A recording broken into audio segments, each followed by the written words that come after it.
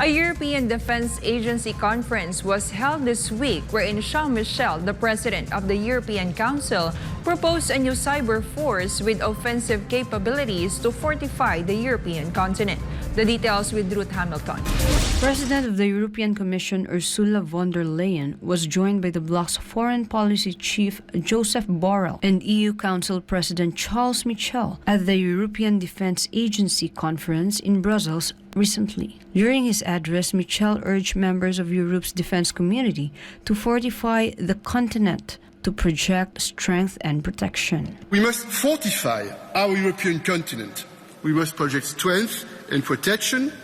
We must beef up our European defense. A stronger and more capable European defense will contribute positively to global and transatlantic security, of which NATO remains the foundation. Michel also proposed a new European cyber force that would be a fundamental component of defense in the continent. EU Commission President Ursula von der Leyen, for her part, stressed the need to continue providing Ukraine with sustained support in the medium and long term. Ukraine must have the capabilities to deter further attacks by Russia. And this is why the EU's future security commitments to Ukraine are so vital. Von der Leyen then called on Europe's defense industry to focus its efforts and resources on projects of common interests and strategic enablers, like cyber capabilities or satellites or strategic transportation. But I also think of complex platforms that are beyond the capacity of individual member states, like air defense, and that can benefit from European scale.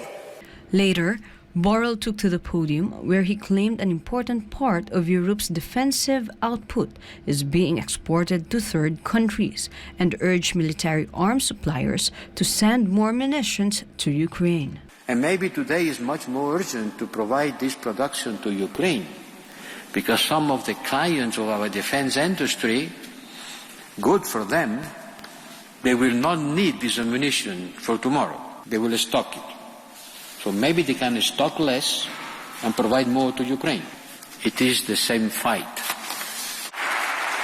According to the EU Defense Agency, that the military spending of the bloc reached a whopping 240 billion euros or $260 billion in 2022 in the phase of the Russia-Ukraine conflict. The figure represented an overall increase of 6% from 2021 as the 27 member states of EU increased their purchase of new hardware. This is Ruth Hamilton, SMNI News.